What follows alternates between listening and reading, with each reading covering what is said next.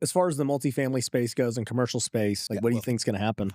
You know, because this country will become a renter nation. I mean, you cannot fix the housing problem in America. What do you think though about just so many markets don't cash flow now? Yeah. Which ones?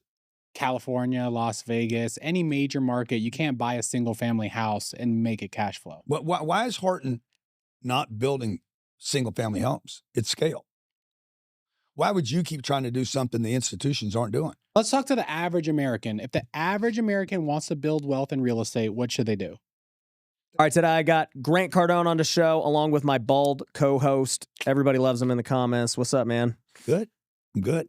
Dude, so you told me you're here for a multifamily conference where you're not even speaking. You're just hanging. Yeah, why does that like astound you so much? Like I'm an attendee. I'm here to learn. I'm here to make connections, to walk the halls, to meet people, to introduce myself, to be, get known by these people.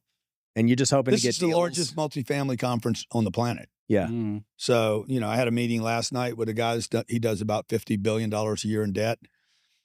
He brought a guy that does all the Fannie Mae stuff. So like, when you bring a deal to a guy at Fannie Mae, like it's not just the interest rate or the terms, it's also like how much insurance they're going to require you to buy. Right. That becomes a big deal. So when they know you, when I say, Chris, like we don't have the losses these other guys have in insurance. Yeah. I need a different. So when when you meet people, when you're real to them and you're not just in Instagram. Yeah. Because that whole social media thing can have its negative impact. I've heard a lot of these more corporate guys. Yeah. They don't white guys, you mean? The corporate white guys in these suits. are white guys that aren't on Instagram. Yeah. And Facebook. And they're like, who is this guy? Like this guy don't know anything. Or worse, big bank. Yeah. A big bank goes on Instagram and sees me sitting on the front of a Rolls Royce. Doing this, they're like, yeah, we're not lending that guy money. If that's all they ever see, right? Right. Or maybe they see, they see me in front of a big dropping out of the ceiling in front of 12,000 people. Just fire. Or flying into Marlins Stadium on a parachute. And they're like, yeah, I don't think that's a good, they might become intrigued by it, but they're like, how can he do that and take me serious about buying real estate? Right. So we've actually, the IRS, the first time that I tried, I applied for the professional real estate designation. I think it's registration rule 69 something, 469. And they turned me down because they're like, there's no way you spend enough time in real estate. At that time I had 4,000 units. Yeah. And they denied me. My accountant said they denied you because they said that you can't do the 15 hours a week. Yeah. Because we see you doing all this other stuff. There's no way. Yeah.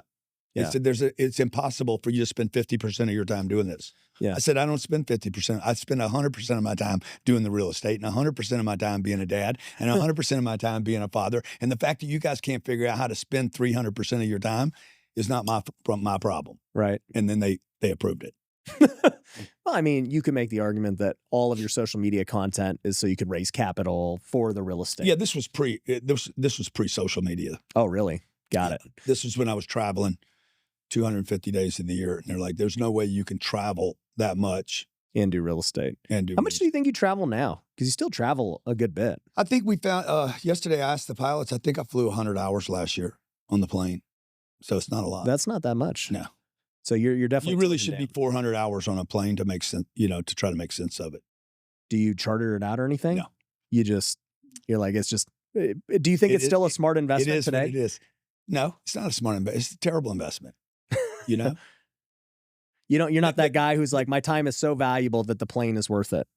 No, it is worth it. I mean, I make sense of it, but you're not going to make sense of buying a plane. I mean, this is a great topic right here. People love planes. So I had a G200 was my first plane, then a Gulfstream 550, then a Gulfstream 650, sold the 650 last year and bought a Global 7500, 4 cabins, massive, big plane, dude, huge. How much is that? Like, I don't even know. $70 million. Okay. So I started at 7 million, 55 million, or 50 million, 55 million, and then 70. But, they're all write-offs. Yeah. Okay. But until you recapture. So once you write it off the year you buy it, and then when you sell it, you recapture all that from zero. Yep. So if you paid 50 and you sold it for 50, no problem. But if you paid 50, wrote it off to zero, mm-hmm.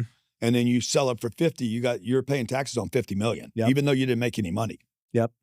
So, but there's no making sense of it. Do you think even no like the $5 million plane makes sense at all, or?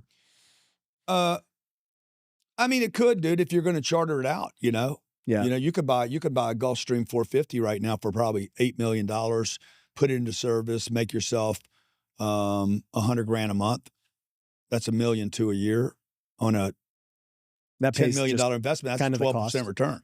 Yeah. But you wrote it off. Right. What you're going to do is you're going to write it off. I mean, the smart play for you would be to buy a Gulfstream 450, charter it, put it into charter, use it whenever 6 or 8 times a year. Go on our golf trips. Go on your golf trips. Yeah. Press your golf memberships to $50,000 for short flight. and then charter it out to those guys, by the way. Yep. And then you would earn, you could put it into charter service, earn $100,000 net a month. Hangars, pilots, maintenance. Oh, really? Insurance. You'd make $1.2 million on a $10 million plane. So you'd make 12% on your money, but you wrote it off the day you bought it. You exhaust that plane for 7 or 8 years. It'll be an old plane. It'd have 6,000 or 7,000 hours on it. By the time you get rid of it, it would probably have 20,000 hours. You send it off to the garbage dump.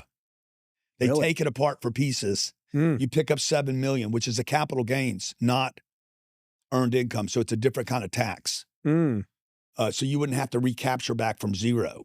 Really? Yeah. Didn't know that. So that would be a great deal. You'd earn 12% on your money. You'd have the tax write-off in year one against your earned income.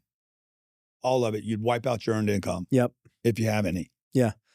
And then at the end of 7 years, you'd get another $7 million that you just pay like a 20% tax on. It'd be a great deal. Yeah, because it's capital gains now. Yeah. So we might put a couple of planes in charter this year. I'm looking at doing that. But back to the personal plane. Yeah. Don't even try to make sense of them, okay? You're not, like, if you want to get a pencil out, oh, God, I'm going to do 400 hours and it's going to do this and it's going to do that. Dude, nothing makes sense in this thing, okay? Yeah. It, period, doesn't make sense. And so I was talking to a guy about this the other day, and he's like, he knew what I bought. He's like, how you like that plane, man? Because it's a big bird. And I said, I love it, dude. It's awesome. He's like, I know how you live your life. You don't spend money on anything.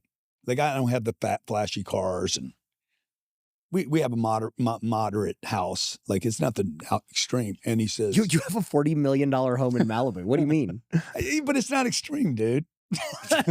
Can you even live in it right now? No, I can't. But that's a rental house. That house makes no sense either. No, absolutely not. The house I own in Golden Beach doesn't make any sense. So as a guy somebody bought me these shoes, these don't make any sense, dude. Yeah. So as a guy who Louis Vuitton, I didn't buy these, that don't make any sense. Everybody knows I did not buy these. What I paid for was $80. Ryan gave me these as a gift, not you. Yeah. Seco, yeah. Yeah. Because he wants me to owe him something or something. He wants a bonus. But back to the plane. The plane, you don't make sense of the plane. Okay. So anybody watching this and you're like, oh, I'm going to, I travel a bunch. Dude, stop it. You're about to waste a bunch of money. Yeah. Now, that being said, the billionaire guy, my buddy's like, dude, it's great branding. It's a great way for you to move around. If this is the only thing you spend your money on, do it. I want to get on that plane. I want to go to sleep. That's all I want to do. Yeah. And I want to watch a movie. Do you think it'd be bad branding for you at this point if like you were just walking around the airport and like getting on flights? That's a good question. Yeah. I don't think so. Yeah. They'd be like, he's going broke. He's flying commercial. Yeah. Well, people have been saying I'm going broke for years. Anyway, so, the haters. Yeah. So let's talk about the real estate market, because we had you phone in on the show when Trump first was talking about blocking institutions, and you're over here at this biggest multifamily conference with these big institutions talking real estate. What are you hearing in the multifamily space, the single family space? What are your predictions? So the single family, there's nothing going to happen in single family. Everybody that's waiting for a deal on single family, like you're 10%, even if it comes back 10%, right? The house is $440 and the guy discounts at $44,000. You still it's not coming down 50%. Yeah. There's just not enough housing stock. And there's not enough housing where people want to live.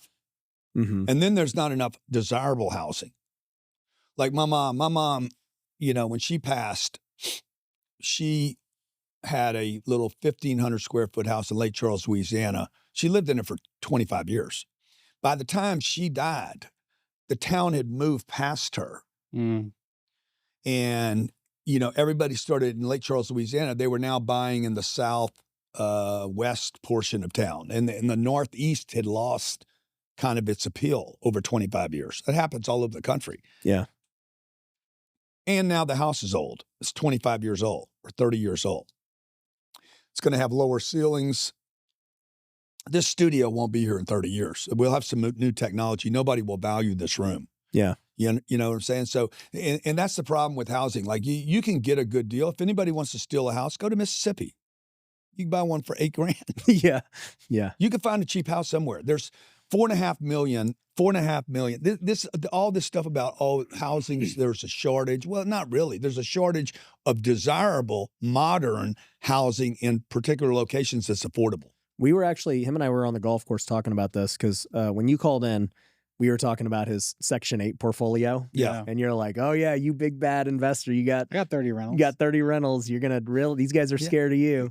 But we were actually on the golf. He would be considered an institutional investor, by the way. Oh, you're a threat to the marketplace. Oh boy. Everybody was saying I was wrong. Yeah. Everybody was roasting me. No, you would be. You bought 30 of these, dude. How many you live in?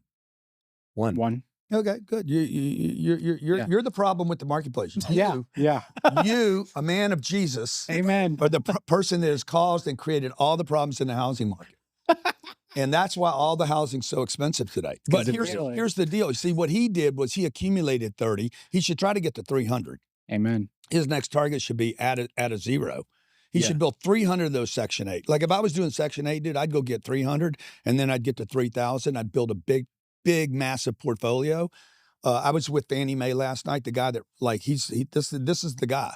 Their mandate this year for affordable housing. What's your average rent? 1,500. That's your average? Yeah. Yeah. I don't even think that's considered the affordable.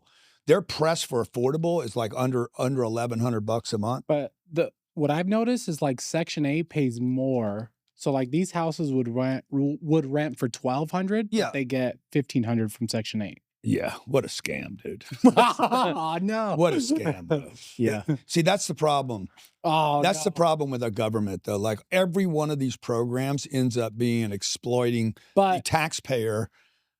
Because anyway, back to this, they're going to throw money. You should meet this dude because they have a mandate. You ain't gonna meet him in this room. So they have a mandate, dude, to push that money into the marketplace to guys like you that are putting that together. Amen. So I'm not going to do that. So I can't believe your apartments don't qualify for Section 8. No, they don't qualify for affordable. So do you think that Donald Trump with his new ban on that's not going to happen? You don't think it's going to happen at all? No. But what Trump says, bro, we're going to buy Greenland before that happens. Okay, we'll get rid of income taxes before the institutions don't buy real estate. That's never going to happen because it's not even a problem. They were in my office on Monday before you called. Mm-hmm. And they came in saying, hey, man, what do you think about this institutional? Blackstone was calling the guy at the same time. He had meetings with everybody. Trump had sent him out to collect some data about what can we do to free up this housing, which is cool. This is Trump reaching out to leaders saying, hey, what can we do? I want to mass, I want the middle class to be able to buy homes. Yeah.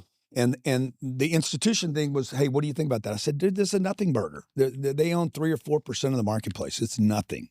Mm. So now what you'd want to do is, I said, you should accelerate depreciation. Well, Trump they're already doing that. Huh? They're already doing that. No, on the single family home.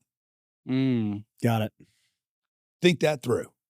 But you can cost that a single family. No, not a single family. Yeah, you can. Yeah, you can. Not your home. No, not your personal. No, I'm talking about doing it to your personal home. Trump's only that would be cool. Dude, it would be massive. Yeah, that would be great. So he floated it to them. Trump was at Davos 4 days ago and said, hey, we're looking at the idea of extending the accelerated depreciation to the single family home. Now, the smart thing about that is it's already been approved by Congress. So all Trump has to do, it'll make Trump look good too. Yeah. Trump, hey man, I want to pass this. It's already extended to the institutions, people like you. Amen. The Antichrist right here. Real estate. The Antichrist of real estate right here. Okay. It's already been extended to the institutions. Why not extend it to the single family home? Because now what happens is you would go buy a home now. Yeah, but the difference is, just for the viewers, we're talking a personal home. You cannot you can do it on rental single family. Rather than depreciating over 27 years, you would get all your depreciation in the first 27 minutes. You know what would be good? Against your earned income. So you're a plumber earning 200. Yeah. So you don't even got to be a real estate pro. They'll let you depreciate it no matter what you do. That'd be cool. And then one home, you can do one home. What would also be good is if they didn't make you recapture, because I don't think people would understand that. Then what you need to do is you need to take the 500,000 capital gains and extend it to 5 million. Yeah. Yeah. You would have a housing boom in this country that would be so massive. Yeah. It would be the biggest housing boom. And you don't need interest rates to do anything, because I think they're actually worried about interest rates. I think they're concerned they can't get long-term interest rates down because the Japanese have pulled out of the market. So they're our biggest long-term treasury holder, and they're not buying 10-year treasuries. They're buying their own debt now. Got it. So why would they buy ours? Right. They're actually saying we don't want to buy it. So anyway, that's what I think would free up the housing thing. It's still going to be, I mean, if you could write off your house, now it's an investment. Yeah. The way it is right now, it's not an investment. It's just a waste of money. So do you think people should buy houses? No. I mean, are you saying that though because you rent to thousands of people? Dude, I have 14,000 rentals. Okay, there's 45 million rentals in America. There's 45 million multifamily rentals. There's 4.5 million that are vacant today. There's 4 million. There's another 48 million single family homes in America. 4.5 million of those are vacant. Yeah, that's 9 million units that are vacant today. So I'm not trying to convince people not to buy a house so they rent from me. I only have 14,000. I only have 14,000 units, dude. Like that's not my game. My and game your stuff's gonna rent regardless. It doesn't even matter what you say. Yeah, where my stuff is. I'm buying in the best locations in the country. We just bought a deal in Boca. I'm at dinner last night. And the guy's like, you may have bought the single best piece of real estate in the country. How much was it? $230 million. Wow. What was that per door? The largest, 600. Okay. It was the largest multifamily purchase in South Florida last year. Wow. Done by a regular guy. But didn't you build your wealth buying a single family house and then getting equity and then selling it? No. That's what I heard. That's how you bought your first apartment was from the funds of a single family home. No, that's not true. No. I know the truth. You got it from being a guru, dude. No. I definitely didn't get it like that. I was consulting. That's being a guru. No, I was consulting the automobile manufacturers, Nissan, Toyota. Yeah. Ford. I mean, if that means I'm a guru, I mean, I guess I was. I had created this information assisted selling. Basically, I disrupted the automobile industry and how they handled customers. The old way was, okay, walk them through this 10 or 12 step process. Don't give them a price, avoid, evade that. And I said, no, guys, you need to flip this thing.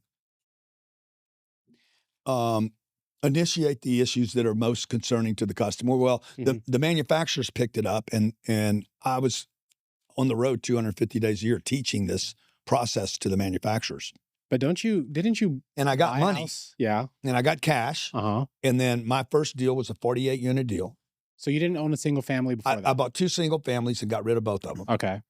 I made $3,000 on one of them. If I got rich like this, here's the deal. I made $3,000 on one and 30 on the other. Okay. So this was if you're telling me that's how I got my big start. Okay. Now, what I did was I took cash from my consulting company, Guru Grant. Yep. And I put how much did I put on that first deal? $340,000 $50,000 on a 48 unit deal. See, that's I made $5 million on that. But wouldn't the average American, but wouldn't the average American, let's just say over the last 5 years, would have been better off buying a house and then catching all this appreciation and then selling it with all this equity? No, they wouldn't have been. They'd have been better taking their equity and buying NVIDIA stock or Bitcoin. But taking the equity, you got to do something. If you're not going to do anything, just don't do anything. But just because you bought a home, you know, I was on a call yesterday with a lady that they lost their home in the last 3 years. So they overpaid for it. They put the house on an adjustable. Rates went up to 7, and they lost their house. Let me just clarify. So you're saying if somebody does have a home with equity, your advice is sell it because you probably get tax-free capital gains at this point. If you lived in it for 2 years, up to $500K, right? Take that and go put in something completely different. Go make one investment. Go buy your own business. You could buy a business. Go start golf memberships. Go start them. $10,000, sell 50 of them. You got your money back. Yeah. So start a business. Number one would be your number one thing. Invest in yourself. I mean, you got to be good. If you're not going to be good, don't do any. If you're not going to be great at something, what business are you going to start anyway? Okay, so yourself, then business. Yeah, and then the third thing is go buy something that go invest in one thing. I don't one thing that you believe is going to 10x or 100x. Yeah. So that's what I'm looking for. I take all my money and I load up in one thing. It just so happened I didn't understand technology, and I didn't understand the stock market, and I didn't understand precious metals. If I'd have understood all that, I would have put everything in gold or everything in silver. You would have did that over multifamily? No, because I needed cash flow. When I was 29 years old, 30 years old, I wanted cash flow because I didn't trust that I could keep going out and doing this hustle with the manufacturers. So I'm out hustling these manufacturers. Dude, I made this shit up. Yeah. So I got completely made up. Like I had this idea that car dealers would change the way they do business. And I was right, by the way. It's not that I made up something that was false. I made up something that was right, disrupted a whole industry, but I didn't know how long are they going to keep paying me. How many millions do you think you made from the car dealers? Well, at one point I was doing a gig that was paying me what was that paying me? 30 grand a day, maybe, 8 days of the month. So I don't know. I was making $2 or $3 million a year. That was back. But I was burying all of it into real estate. You were just hustling, making $2-3 million a year. Yeah. I wasn't buying watches. Yeah. My buddies are going on vacations. They're going golfing. You become a great golfer. Yeah. I'm like, I'm not, dude, I'm hustling money, and I take all the money and I bury it in a real estate deal. Yeah. I go get more money. I'm broke. And buried in a real estate deal. Well, I bought a house with no money down. But let me ask you this, right? With, you're making all this money and you're like, hey, so first you invest in yourself, you get smart, you get skills. Yeah. You then invest into your business, which is this consulting business. Then you're like, hey, I'm gonna pick one thing. For you early on, you picked I need multifamily. Cash flow. For cash flow. Now I should have done Apple stock. You would have made way more. Maybe, I don't know. Because I don't know if I'd have kept it. Right. The guy that bought Bitcoin 13 years ago, if he kept it and bought it for $1, okay, he had to watch it go to $100 and then back to $2. Yeah. He had to watch it go to $2, back to $2,000, and then back to $300. Like he lost. Investors don't have enough discipline. Is what you're going to look at it and say, I was worth $100 million and then I'm worth $2 million. I was an idiot not to sell it. Then it went to $1 billion, and he's a billionaire now. That's why a bunch of these OGs are dumping right now. They're like, I got $1 billion. I'm taking my chips off the table. So anyway, it's the reason I did the real estate was because I didn't have to want to make another decision about it. I buy the real estate, it cash flows. If I never make any money, at least it pays me cash flow. Well, over 12 or 15 or 20 years or 30 years, the rents went up. Yeah. And I have returns on our real estate that would morph Bitcoin. They're immeasurable. They're better returns than NVIDIA, Apple, Tesla, because I own the piece of real estate and it still cash flows, and I've taken money out like 7 times and I'm not paid taxes. How much do you make from your rental properties? $1.6 million a month. $1.6 million a month net to you? Yeah. Net to you. Net to me. That's with you as that's pretty good. Yeah. That's you as the GP, good. You and your own. No, that's my real estate. You own those 100%. Those are my real estate that cash flows to me. That is not my GP promote fees, management fees, education fees. How many units do you own that are just you? Cardone Ventures, 10X Health System. No, I know that. 6,000. So you own 6,000 of the 14,000 sole as you. Almost 6,000, yeah. And then the other 8,000 are in Cardone Capital. Yeah, yeah. And those I own a tiny piece to a bigger piece, depending on the piece of real estate. Do you still own the original real estate that you bought, like those small apartments? Yeah, You never sold? Well, I don't own the 48. I don't own any of the San Diego stuff.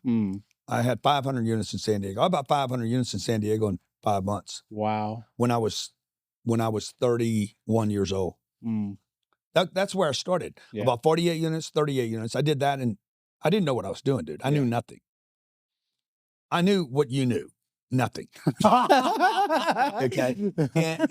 But I knew that if I bought the real estate and just kept it and took care of it, and didn't just took care of the people a little bit. Look, because I was on the road so much, I had to have a partner. So I told my buddy Dale, he knew nothing about real estate. I said, look, I'll give you 25% of the upside. I had no clue what I was doing.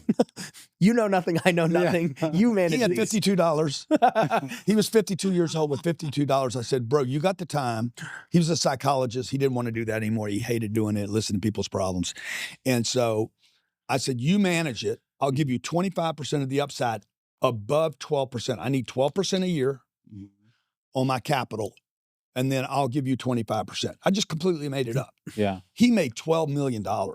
Wow. In I don't know, 7 years. But do you think we flipped all that? I sold all of it. Yeah. That's how he made his money when the sale happened. Yeah. He did. Yeah. So I gave him his piece. I'm like, God dang, I can't believe I made this deal with you, right? Yeah. But I shouldn't have sold that real estate. Yeah. Should have kept it. How much would you have made had you still held on to it? I mean, if I had 500 units, what do you think 500 units in San Diego is worth today? A lot. A lot. Yeah. 25 million. I mean, I got $5 billion worth of real estate, so I'm not killing myself. But but anyway. Do you think the average American can still build wealth in real estate? Yeah, 100%, dude. Like you're going to do it. I mean, unless you're going to stop. Hey, if you're looking to get started in real estate investing, then you need to use our Cashflow 2.0 system. We give you all the motivated seller leads. We give you software, one-on-one coaching, and everything you need to start your real estate investing business. And we've seen so much success from our students with the system that we are willing to guarantee it. So if you want to learn how it all works and how you can get your first real estate deal today, go on over to wealthyinvestor.com and apply. Someone from our team will get with you, and you could have your first deal within a week once you get on this system. So head on over to wealthyinvestor.com and we'll see you there. What do you think though about just so many markets don't cash flow now? Yeah. Which ones? California, Las Vegas, any major market, you can't buy a single family house and make it cash flow. Well, I wouldn't buy a single family. Why is Horton not building single family homes at scale? Why would you keep trying to do something the institutions aren't doing? Okay. Like you just got to pay attention to how the ball moves down the field. Like back in the 50s, you only built the single family homes. In 1960, somebody said, build two on the same lot. Scale. Yeah. By 1970, they said, hey, some smart real estate guy, why don't we put 4 there? Oh, yes, let's do that. Okay. And then 1980, guys like, why don't we do 12 in one lot at one time? And you'll see these actually aged out. Tell me how big it is, and I'll tell you what year it is.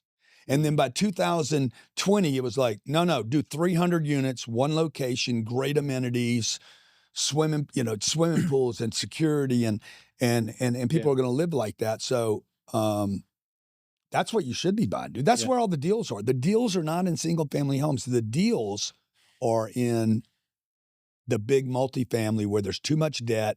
It was adjustable, floating. So you think, but the average American's not buying a 300 unit. So what are they buying? Yeah. Yeah, let's talk to the average American. If the average American wants to build wealth in real estate, what should they do? They should buy 32 units where the rents are $200 too low. That's the math. You'll make $1 million every time you do it.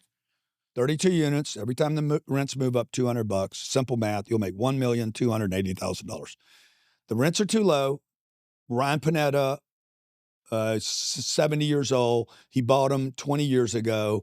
He's got the rents at $800 or $900, and he doesn't raise the rents because his cost basis is nothing. Yeah. He bought them in 1982. He paid nothing, or he bought them in 1990, like I did. I bought those units in Vista. Somebody bought them in California in 2000. They paid $75,000 a door. Yeah. That's about like $5 million worth of real estate. If each unit's like 150,000, you're telling them to go buy a $5 million piece of real estate. That's right. Yeah. And you think they're going to cash flow, even with the interest rates and I think you're going to be buying below replacement costs, and you're not going to worry about your cash flow is going to be a drip. It's going to be 4 or 5%, maybe 4.5%. Mm-hmm. I mean, the deals are out there. You got to look for it to find it, though. If you keep looking for single family, you're not going to see the opportunities. Like you can't go to a strip joint and find quality. You can find I'm just saying, like you got to go look for what you want. You're not going to find organic if it's in the process, in the potato chips. Yeah. So you got to go look for the score, dude. The score. Nobody's ever gotten rich doing what you've done. Not super wealthy. It's institutions scale their assets. So you know how to do 30 units now. Now your next deal should be to go buy 30 units all at one time and double your portfolio. And then from there, and one deal, you do one deal, one title, units. one escrow, one due diligence, bang, and you're done. Let me ask you that. What you're looking for, though, is you're looking for something that was bought in the last 3 years on adjustables, or something that was bought 10 years ago. And the guy's got a bunch of real estate, but he's got problems in some of it. Yeah. And the stuff he's got problems with is not what he bought 10 years ago. He's got problems with the stuff he bought 3 or 4 years ago, where he had a 3.5% interest rate. Yeah. That is now 7%. Yeah. But what about, like, let's say in Las Vegas, what? Anything that's like 4 units and above is just in the super ghetto. Yeah. Don't buy here. I wouldn't buy those. So where would you? You just got to go to different markets. What markets should people look at to buy? You should look for back to this $5 million, $10 million, because you didn't finish your thought about that. Yeah. Who's going to have $1 million? Because you're going to need 20%. Yeah. You and your buddies are going to have $1 million. You're going to raise the money from your buddies, rather than you own 100% of it, which you don't anyway. Those 30 units you have right now, you don't own 100% of them. I do. No, you don't. Who owns the rest? Shell Point? The debt? How much debt you got on? Like 2. Okay. Well, who's your bank? Shell Point. Well, Shell Point's your partner. Okay. The 30 residents, they're your partner. The state of Nevada is your partner. You don't own those. Like, quit thinking you own this stuff. You don't. The plumber that's going to come screw you is your partner in that deal. So you're not owning all the real estate. I would rather 1% of $10 billion than 100% of, or what looks like 100% of 30 units. What do you think about, since you've done both? And you should help other people get in the game, dude. Quit being so selfish. Yeah, Brian. Geez. You're so selfish, dude. Yeah, bro. I've been telling you this. Share it, bro. Yeah. So speaking on that note, right? You own 6,000 selfishly, and then 8,000. I own 6,000 because I didn't know any better. I know. But I didn't know I could raise money. What do you think is, I guess, and maybe you just said the answer, but do the 6,000 make you more? Since it's apples to apples, you own them all 100% versus having a small piece. Yeah, sure. I mean, yeah, it makes me, I got more money. Yeah. But I don't, look, you don't, like, people think that I make a bunch of money because I raise money to buy real estate. You don't make a lot of money with that, one, until you scale it. Yeah. And number two, you don't, even when you scale it, doesn't mean you make a lot of money doing it. Yeah. Things have to be going right. Yeah. Now, is it worth it? Yeah, it is worth it.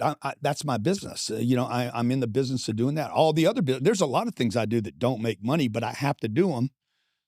Like, I'm at this convention right now, walking around there like an ordinary person with a badge, going through the exhibits. I don't want to do it, but are you able to even walk around without getting stopped every 2 seconds? But the point is, yeah. I mean, I get stopped. Yeah. But the point is, everybody has to do something. Like, I take a shower. I don't get paid to take one, but it's good. It's a good thing to do, So I don't get paid on everything I do. Yeah. But there's some things you just have to do. Yeah. So would I rather the $1.6 million a month on the stuff that I own 100% of? I mean, that's pretty cool, but it's not my mission. Yeah. Money's not the purpose for me anyway. Yeah. It's like, okay, well, I'm helping. I got 20,000 investors. I pay out $8 million a month, $8 to $10 million a month. Last year, we sent out almost $150 million, $12 million a month to our investors. That's a pretty cool thing, dude. Yeah. Now, I'm never going to get credit for it. Nobody's ever going to do an Instagram or a video on me. Grant Cardone sent out $12 million to 20,000 investors. He's helping people in America. Yeah. Nobody's ever done that video yet. You know? But I think that's a cool thing, dude. When I lay down at night, after saying my prayers and getting ready, you know, saying, hey, do I feel good about myself? On the 15th of the month, I'm like, dude, I feel good about that. Yeah. Yeah. So as far as the multifamily space goes and commercial space, I mean, obviously you're bullish on it. You keep buying. Like, what do you think's going to happen? You know, because this country will become a renter nation. I mean, you cannot fix the housing problem in America. And you're not going to make affordable housing. You have concrete, glass, steel, most importantly, labor, and you're not going to be able to fix this problem.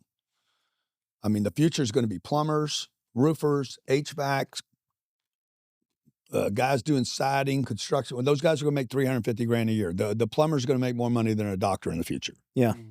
Until the robots come. I was going to ask you about that. What do you think of AI and robots and blue collar and everything? Yeah, I think it's great, dude. I think blue collar is going to get a big swing, and they're going to make a bunch of money because there's going to be a shortage. You're just not going to be able to get enough plumbers. Do you think robots will do that? Do you think robots will do that eventually? Yeah, I think they will. Yeah, but not tomorrow. When do you think it'll happen? I think robots are going to assist you in your home before they build buildings. Right. And I think that the robot thing, the Optimus thing, is going to happen, and I think that I'll have at least two robots at my house, maybe three. I'll have one doing the landscaping. I'll have one doing the interior stuff. Yeah. Cleaning. 24/7. They're going to be cleaning when I'm sleeping. Yeah. That's going to be cool, dude. Yeah. Before we get off real estate. Oh, yeah. Let's stay on real estate, okay? And then we'll go to Optimus. Is it better for someone to invest in Bitcoin or in real estate? No. But I'm back to like, I'm 30 years old. Yeah. I'm Grant Cardone. Nobody knows I'm Grant Cardone. I haven't written a book. Nobody knows me. I'm out hustling like everybody else. I get no credit for anything. I earn $100. I took the 100 and I put it in a real estate deal. I put it in a bucket, piggy bank. I put it in my local bank, Wells Fargo, whoever it was at the time, parked it there and went and got another 100, parked it there, another 100, parked it there until I could, okay, I'm going to go buy a piece of real estate. And at that point I had $350,000 sitting over there. Yeah. Between credit cards, my business, cash, savings, a retirement account. I cashed in a retirement account to buy that $1.9 million real estate deal. That deal, I would end up selling that deal for almost $6 million. I made $4 million. I made more money on one deal than I'd ever made earning money. Now, why did I do that? Because I understood real estate and I needed the cash flow. That's why I did it. I didn't do it because I could have done Apple stock, but I needed the cash flow. And Apple didn't cash flow. I could have done gold, but gold doesn't cash flow. So I would just tell people, you got to figure out what you're going to do, but you got to do all of it in that one thing. You should not do it in 10 things. When you say you needed the cash flow, was that just like a mental thing? Because you were making cash. Yeah, I was making a lot of cash, but I was worried it was going to end. Yeah. So mentally, you're like, I need a safety net of cash flow. I remember going to a guy. After 1 year, he started promoting me when I was 31 or 32 years old. His name was Bob Moore. And he's like, I want to bring you around the country. He was a promoter. He was like Elvis's, what's his name? He was Don King. The Colonel. And he's like, I'm going to bring you around the country. And we did, that first year, we did 8 times 12, 96 events, live events. Wow. People were starting to pay now. I was like, man, this is good. We did 1 year, 48 different cities. They were 2-day events all day. I spoke from 9 till 5 o'clock in the afternoon by myself all day long. Wow. At the lunch break, I would go sell products at the table. I did everything. And after the first year, I said, hey, Bob, how many more years do you think we can do this? I'm 31 years old. I'm 67 now. You've been doing it for 36 years. I said, how long do you think I could do? He's like, what are you talking about? He's like, you've only done 48 cities one time. He's like, you're going to be doing Detroit twice a year. You're going to do Vegas twice a year. You're going to do Phoenix twice a year. And you're going to be able to do this for 10 or 15 or 20 years. I'm like, dude, there's no way people will keep paying me to do this. I'm telling jokes, right? Because my point is, I didn't think it was going to last. And I think part of that was I didn't believe my own stick. Even though it was very valuable. Like it helped so many people. Number two, I didn't really believe in me. Honestly, I didn't believe okay, you have self-doubts. I think most people have them. I know I did. And the third thing was my dad died when he was 52. So I'm sitting there thinking, my dad died when he was 52. My older brother died when he was 25. So I'm like, I'm 32 years old, bro. I've already outlived my brother. And I know my dad didn't plan on dying. He had heart problems since he was 42 years old. So I'm like, dude, you're going to die. Yeah.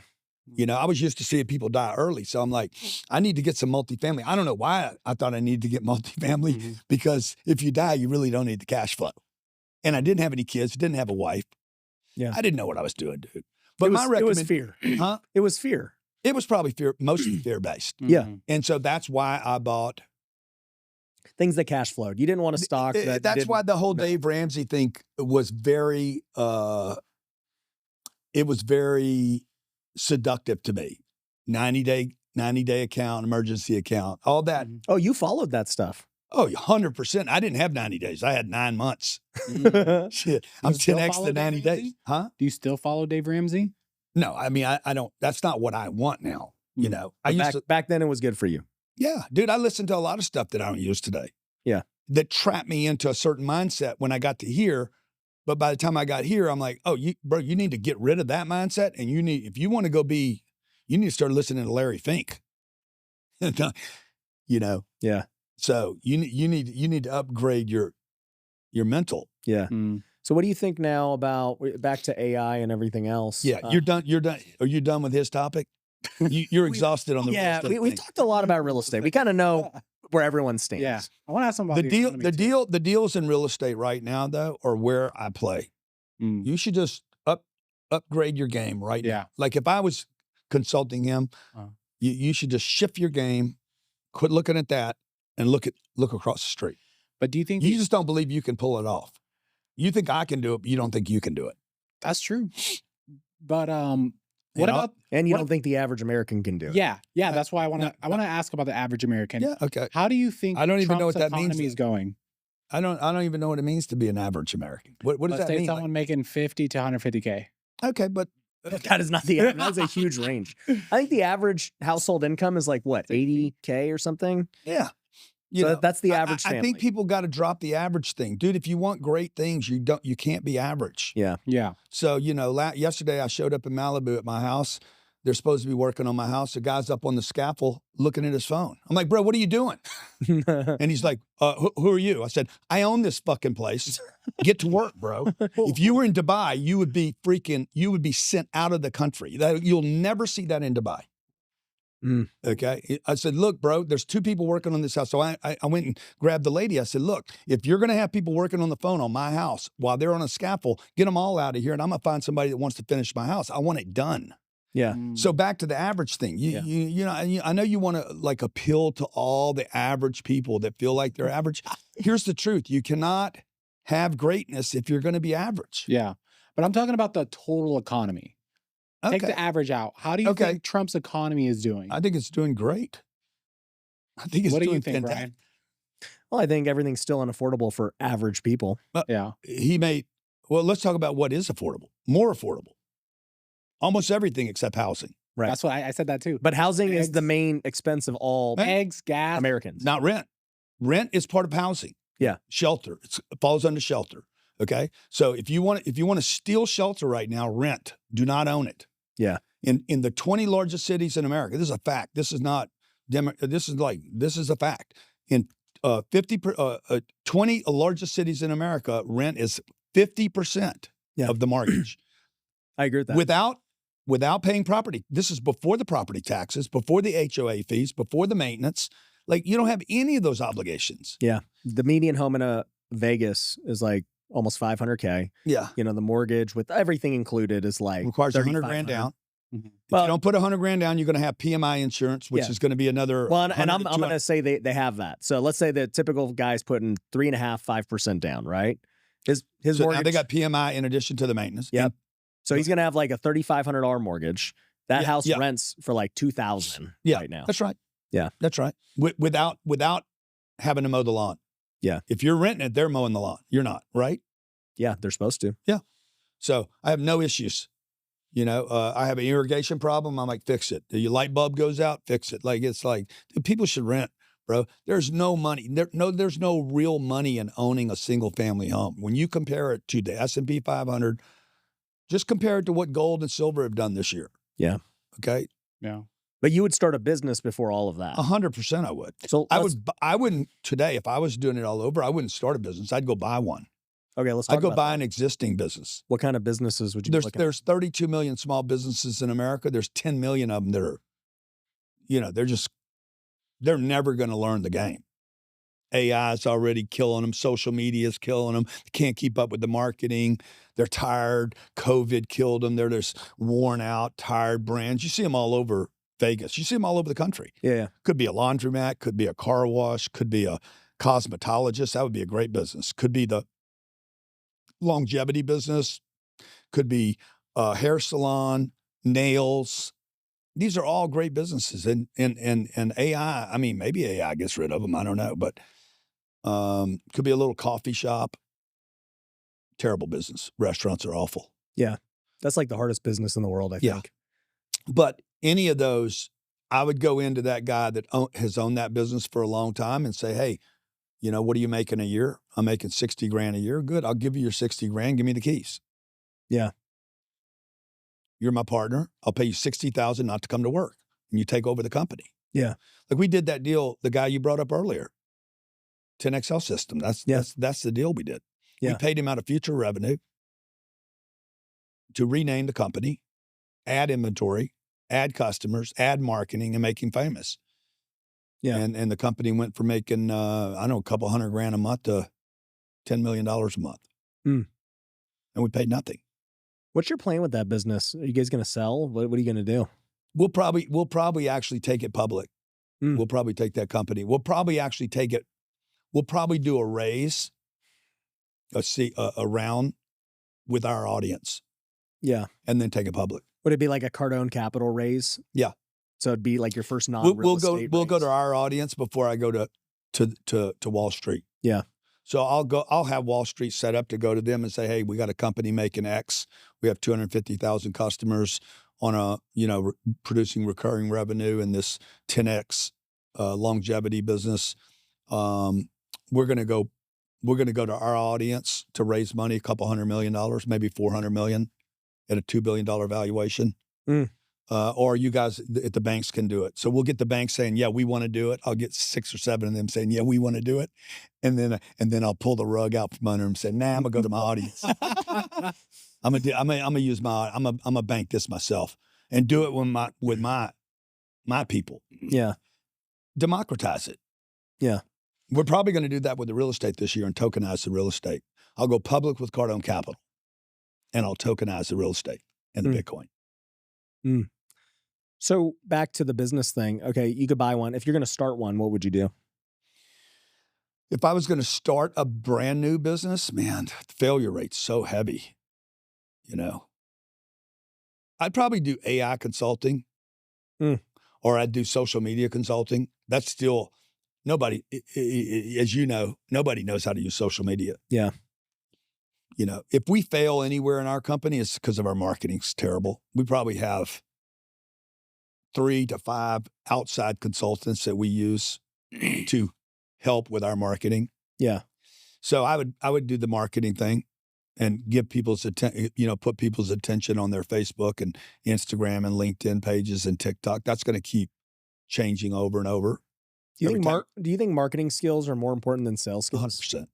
100%. 1,000. 3 times more important.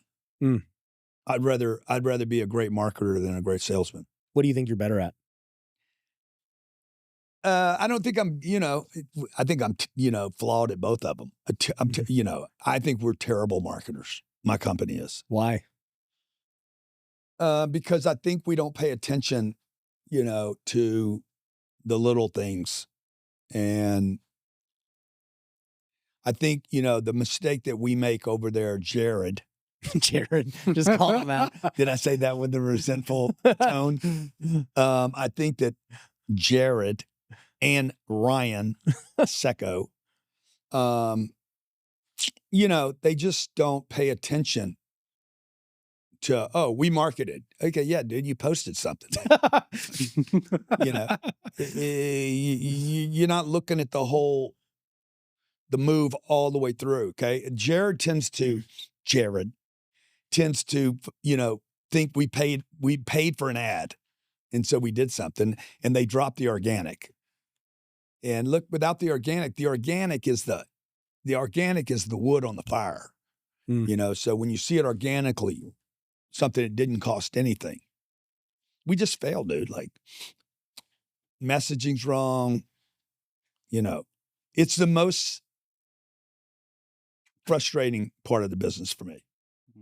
It's not the sales. How involved are you marketing. in the marketing? Like, every time I see it, you just walk by the desk and you're like, what is this? Or you see something Jared says to me the other day, we need more content. I'm like, fuck you. Bro, you got content. You got so much content. You got 30 years. First of all, you got AI.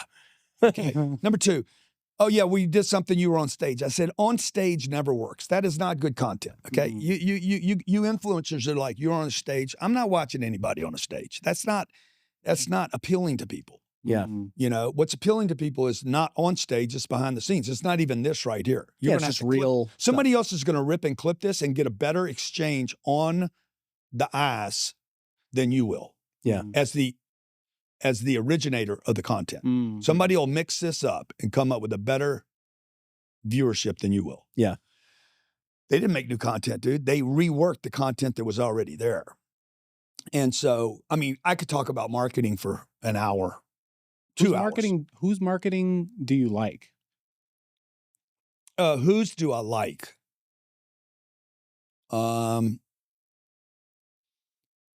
Anything. I mean, it's a lot like my mind just fills up with people that are doing it right. Hormozy does it right. What do you think Hormozy does right?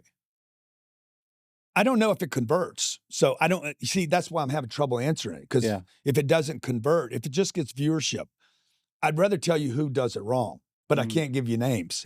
But all this glamour sells. Like, we get a lot of people that come here to Vegas that are going to his workshop. Yeah, but you don't know. You still don't know. What is this, dude? That's an extra mic. Just put it on the. Oh, okay. Yeah, you still don't know though. You and I don't know, and we won't know. We can pretend we know, but we don't know if it converts. We don't know if it works. We don't know what kind of customer it gets. I mean, you just don't know. Well, he sold $100 million on that website. You don't know that. That's what you've been told. So I would trust nothing. Yeah. What do you think about just trusting gurus and numbers? I would trust that everything's not true. and I would look for long periods of time before I evaluate anyone. Yeah. I said that to Dave Ramsey. I was interviewing him, and I said, you know what I've realized? I've seen a lot of people come and go now over the years, and I've only been doing this for like 6 years now, and it's hard to stay in the game. Yeah. And when I see a guy like Grant or Dave or Tony Robbins who've been doing this for like 40 years, you can't fake 40 years of staying in the game. Like, it's too difficult to fake. You could fake 5 good years. You could probably even fake 10 good years. Yeah. Yeah. I agree with that. It's look for time, look long periods of time, not just, so back to the things that like, I see some chick online and she looks beautiful and she's a business consultant or a coach and she's doing all the glamour. I'm like, that doesn't work. It doesn't work on me, But you're not her avatar. She's going to get views. She's going to get views. She's going to be in public. Oh my God, I follow you. I see your stuff. I like it so much. Yeah, but that doesn't mean they convert. Yeah. It doesn't even mean you want that customer. Right. So yeah, that doesn't impress me. How many likes you got doesn't impress me. The comments don't impress me. It's like, hey man, what did that do to the company, to the business, to the bottom line? Did it flow over? I don't know. It's a good example of that. Him and I would argue about this. So I started the golf business, and you got these golf YouTubers who are getting millions and millions of views. Like, and they're great. Yeah. And he goes, what do you think these guys are making? They got to be making $5-10 million a year. I'm like, no chance. they don't have an offer. They just make ad revenue and sponsors. Like there's no way they're making that much money. So then finally I talked to one of them, and he told me, he's like, most people are the biggest guys might be making $1 to $2 million, and these are the biggest couple guys. $100,000 a month. And I go, so you're telling me I'm already the highest paid YouTube golfer? Yeah, with 500 views of video, because we already do more than that. Yeah, with just our product. And you'll never get credit for it. They'll never have you on a list. So they'll be top golf influencers. You'll never be on that list. Not yet. No, you'll probably never be on the list. Yeah. Okay, because I'm probably, let alone the pros. I should caveat. Bryson makes 100. Whatever he wants, right? Yeah. So, but he's not going to even do that. He's going to go get a paid ad where they're going to give him $10 million up front. Right. So I've raised $2 billion crowdfunding, and I'm on no list. Right. As the top crowdfunder. You'll never see me as a top crowdfunder on any list. It's going to be the Kardashians or, it won't be me, or it'll be Fundrise. I've raised more money than Fundrise. Yeah. Yeah. But I'm not on that list. So whatever. I mean, but it goes back to content that converts, right? Like I'm making very specific golf content that attracts a business owner who wants to join M19, and that's it. And that's going to probably work because one, it's attracting a golf audience. Yeah. That tends to be male and white. Mm-hmm. Okay. And it's probably in business of some sort, or they're in a management level. Yep. Or they're because they're playing a game. Okay. This is a no-brainer. They're playing a game that you can measure every shot. Kind of like money, sales, like, oh, damn, I got close or I didn't. And those guys that are measuring that and trying to get better tend to be people that are in business trying to get better. Yeah. It flows over. Right. Athletes, So that's a great audience, right? The health industry, it's a great place to go talk to people because they're trying to drop weight, add muscle, something. They're the right kind of people. They're the right people. They're trying to improve something. Right. Which goes back to the three things: improve yourself, get a business, and then find something you can invest in. Dave's going to tell you to invest in 6 or 8 or 10 or 20, or he's going to probably tell you to invest in a mutual fund. Right. You're not going to get rich like that. No, you just won't go broke. Yeah. It's just safe. You're not going to even keep up with inflation. Right. It's what the middle class has done wrong. They take all this advice from banks and anybody that has an opinion and says diversify your investments. But if you study the richest people on the planet, that's not what they did. They're not diversified. Not at all. They're 1 or 2 investments. Elon's got maybe 5. Yeah. All his companies. His investment is in Elon, essentially. Anything Elon. Yeah. Steve Jobs had 2 investments before he died. Have you gotten to talk to Elon yet? Mm-mm. Is that one of your I goals? met him in Mar-a-Lago, but yeah. We didn't have a sit down. Is one of your goals to just kind of like have a true sit down with him? No, never even thought about it. You think he's the greatest entrepreneur? 100%. Yeah. He's just leave the game alone. What other entrepreneurs do you like? Definitely Elon, man. He's a beast. I love his delete, simplification. Who else do I like? I mean, you got to study Steve Schwartzman, Larry Fink, Jamie Dimon. I mean, these guys are goats. They're you're starting to like these more now big corporate the Warrens. Yeah, like yours transitioning from used to be like this hustler anti those guys. Oh no, I've never been, dude. I mean, if I'm condemning anybody, it's because I want to be them. Yeah, you're hating on them because you want. I'm hating on the banks, bro. That is clear code. My wife says anything you hate on, you're about to become. Yeah, she knows my freaking code so good. She's like, you hate on the banks, you want to be one. Yeah. So anytime I hate on finance, know that I'm about to step into that field. Well, because I noticed that, right? You stopped GrowthCon. The IRAs, the 401ks. I hate on all that stuff. I'm going to be freaking selling that stuff. Now you're in the finance space. Yeah. More, it looks like you're transitioning more into that than the entrepreneurial space. Right. Yeah. Why? Because if you study his sinful word to me, the average American, You know, what do all our clients have? All my clients, not all my clients want to be better marketers or better salespeople, but they all have a checking account. They all have a savings account. They all have health insurance, life insurance, probably have a mutual fund of some sort, 401k and IRA. You know, when we started Cardone Capital and we started realizing how many of these people, like, you know, they gave me $2 billion, but how much did they have? They didn't give me all their money. Yeah. There's probably another $18 billion with just those families. Yeah.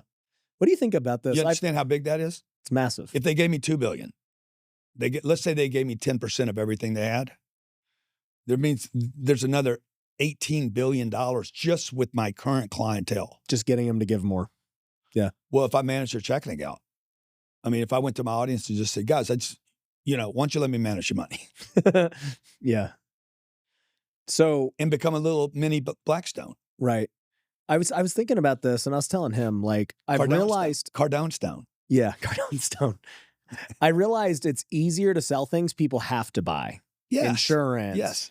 You know, tax services. Like, they have to buy them anyway. They're going to do it anyway. You know, like those businesses are so much easier than selling information. Yeah, totally. Education. Self-help. And this is what I tell Jared all the time. Jared, you keep marketing Jared. Told Jared. I'm going to clip this and send it to him. Marketing education and nobody wants to do it, bro. Yeah. Like, oh yeah, I got this and you're going to learn this and you got to learn this and you get this package. And I'm like, bro, the stacking is killing the audience. Yeah. They don't care about it anymore. No, it's too much. Yeah. You're giving me so much. I don't want it all. It's like going to dinner. This is the marketing that people miss. You go to a big buffet at one of these hotels on a Sunday. You walk into the big, and it's spread out like 200 yards long and food and crab claws and stone crabs. And you're like, dude, can I just have 2 eggs, 4 pieces of bacon and some toast? I mean, that's all I want because there's so much you don't want to eat it. Yeah. You ever have that experience? Yeah. I hate when I go to a restaurant and the menu has a million things. Yeah. I like In-N-Out. It's like, you got a burger, it's the best. Yeah. And you have fries. Had one yesterday. It's great. Yeah. So, and to Jared believes, and I think a lot of marketing companies think you got to keep adding and stacking, particularly in the educational space, guys that are doing digital products. Yeah. And I know we make that mistake rather than, hey man, maybe less is more, faster is better. Yeah. Easy, simple. Like less information. You're going to sell more golf memberships easier than educational products. Well, that was what made me realize it. Yeah. So I start this golf thing. We got 200 members in less than 5 months and they buy like that. Yeah. Literally first call, 10 grand. Yeah, I'll do it. Yeah. No payment plans. Yeah. Just I'm in. Bang. Then they're like, when's the next trip? All right, here's 5 grand for that trip. I'm good. I'll actually preload my trips. I'll pay you before they even happen, like way in advance, just so I can schedule. Yeah.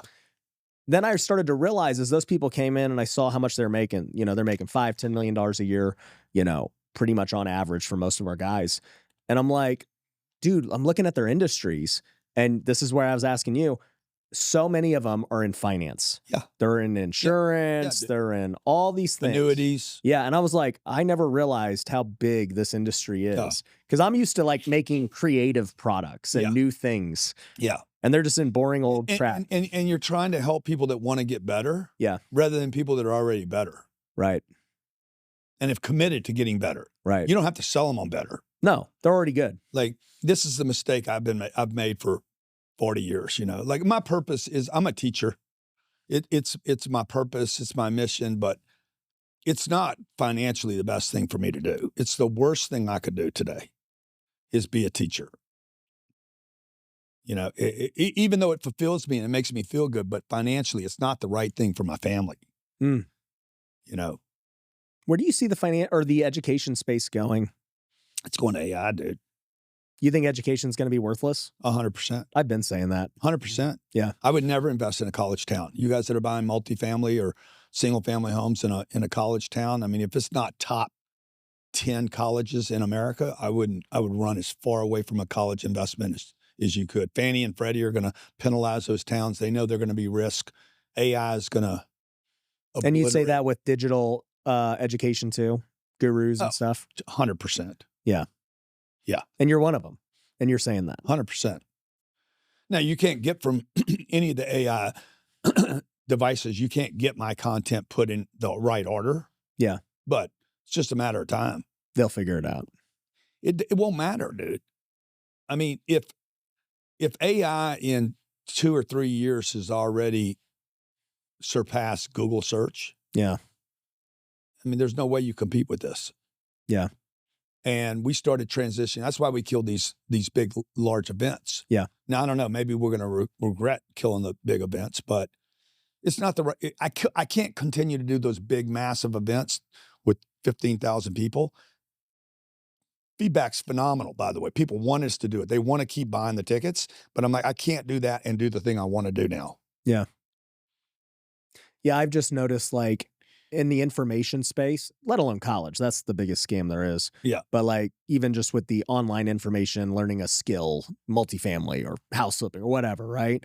It's like the information's so free now, so available. Yeah. Like, in my opinion, it's worth nothing. So Yeah. we started just saying, you know what?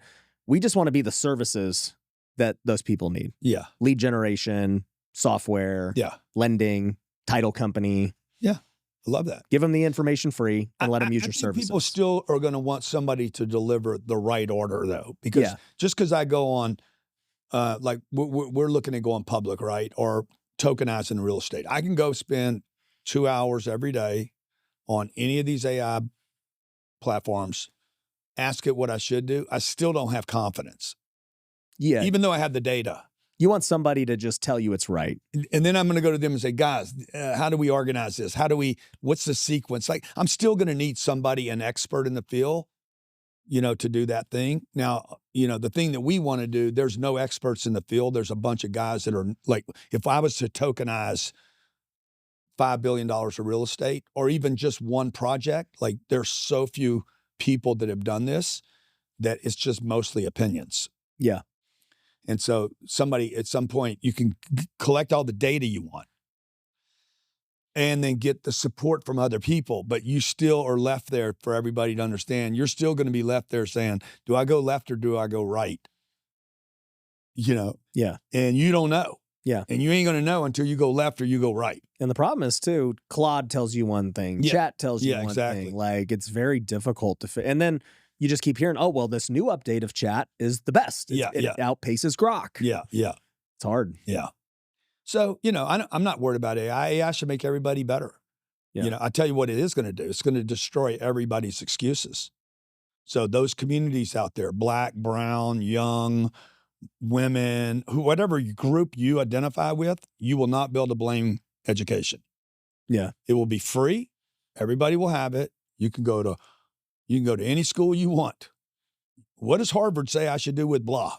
You're going to be able to get access to the best data in the world. There will be no excuses for your failure except for you. And that's a good world. It's a great world. And I think it's going to be deflationary too. Yeah, I do too. So you ever read the book, The Price of Tomorrow? Who wrote that? Jeff Booth. Yeah. That's when I first started realizing that concept with Bitcoin and tech. Yeah. I read it like 6 years ago and I was like, this makes sense. And then now I've seen it the last 6 years. And look, food prices are down. Like, let's talk about Trump. Yeah, let's talk about Trump. Let's talk about Trump, my guy. Yeah. How's Trump?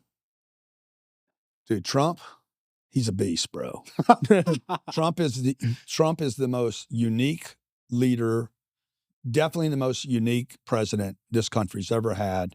People should be proud to have Trump as a president. Okay. Amen.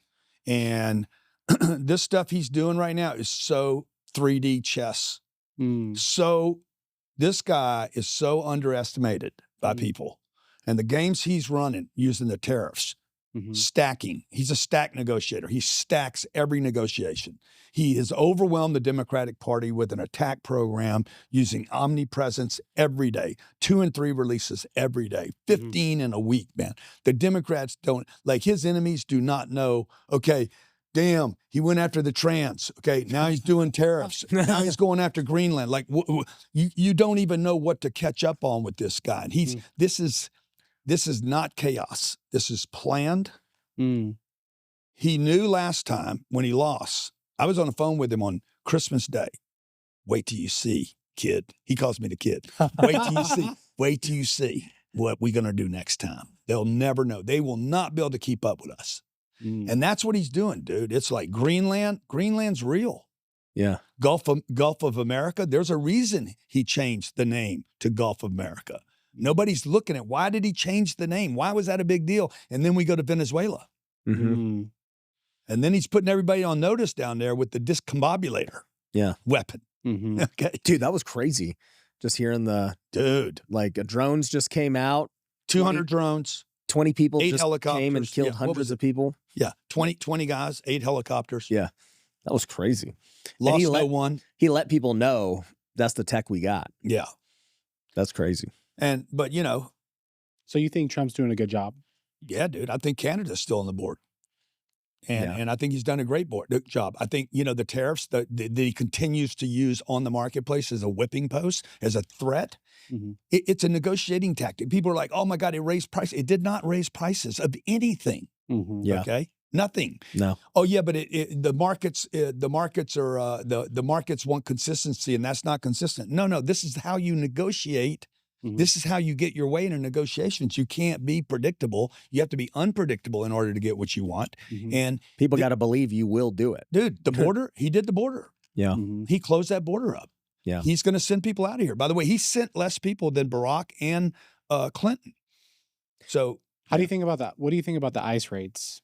Oh, you mean the transgender, the last weirdo teacher that got shot? I mean, dude, if you go to one of these things and ICE is there and you have a gun with you, you could get put down.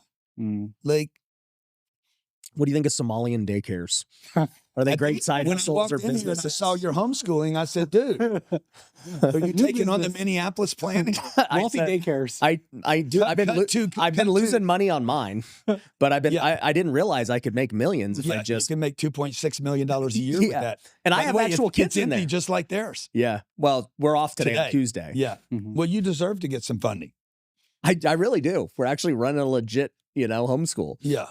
Yeah. Well, you should get funding from the state then. I mean, or the federal government or whoever does it. So what do I think about it? I think that's why that's why you shouldn't have federal taxes. By the way, Trump's floating that this week. Yeah. Get rid of the income taxes. Can you explain that? Get rid of income taxes. Why? Why do we need to pay federal taxes or even state taxes? None of that money is making it to the people. The money is being stolen by the Congress, sent to their, best buddies. Somalians. Could be Somalians. Most of it's being lost in fraud. Yeah. Look at California, dude. All that money they've raised for what? Oh boy. Where's it gone? What do you think about the train that's going to come from Las Vegas to Victorville? It's ridiculous, dude. Now, if you would not have given that money, if you didn't raise the money for these programs, guess what? None of that would have happened. This money is being just stolen. That's why I'm like, go to zero taxes and print money. This should be what this country does. We have no federal taxes, none on income taxes. Get rid of the IRS completely. Amen. Okay. Now, why would you print money? Because we print money now. You need money at times. Yeah. And when you need money, go to the people and say, do you guys, we want to print money to help the elderly. And then everybody's going to be like, yeah, okay, print it. I get it. But don't tax it. Right. Don't do both, dude. One of them's got to go. Because right now, it's like a Diddy party. It's like print taxes, print and taxes. Two-fisted Diddy party. So what you do is you cut off the flow. Yeah, I heard you were at the Diddy If my parties. kid was that true? I was invited to a Diddy party, but I never. But I didn't I didn't go there. Okay, allegedly. Call me up, hey, Mr. 10X.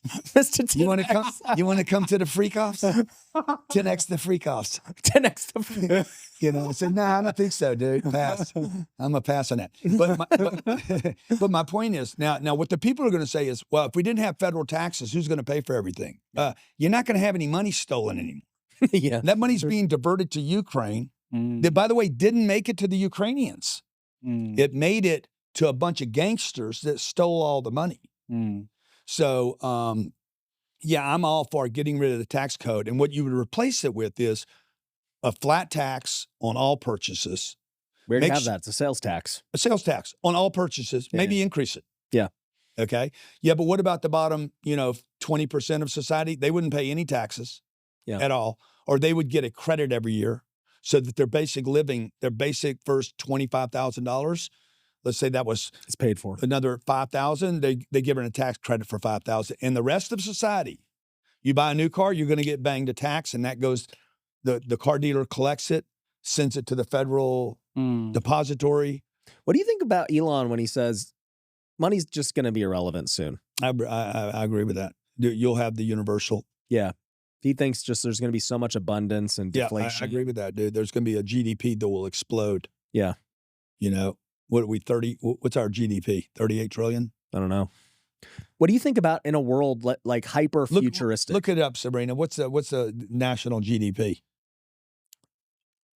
In a world that is like hyper abundant. Yeah. And AI is making this GDP growth and everything else. What kind of jobs are left in businesses? Like, how do you think society functions at that point? Because obviously work is really important. Yeah. Yeah. $31 trillion a year. Yeah. That thing could explode to 60 trillion. Yeah. So, you know, imagine Grant Cardone no longer has to spend time managing house staff, cars, landscaping, fixing stuff at the house, the pool guy that comes over. All those jobs could go away. Right. So now what does it do with those guys? Those guys, somebody's got to manage those robots.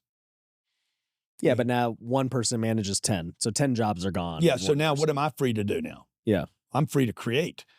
Okay, now the pool guy's going to be like, God dang, I just lost my job. You're going to have to go figure out another job, dude, just like you figured out this job. Yeah, yeah. The pool guy did not know anything about chlorine before he got his job. Yeah.